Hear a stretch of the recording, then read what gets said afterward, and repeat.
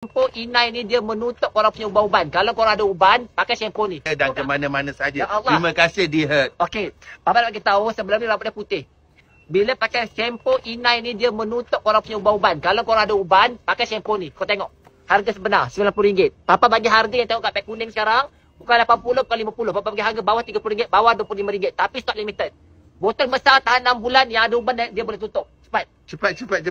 Untuk keyakinan diri anda di hadapan orang ramai. Terima kasih D-Hurt. Comelnya. Rambut anda inai nak pergi salon mahal, tak payah bimbang. Guna je shampoo inai pewarna ni. Dia boleh tutup korang punya rambut beruban. Jangan bimbang. Gunakan tanpa was-was. Mana yang ada rambut putih tu, pakai je shampoo. Biarkan 15 minit. Rambut yang putih dia boleh tutup. Biar video berbicara. Korang tengok sendiri kan. Nampak tak? Tadi kan putih kan.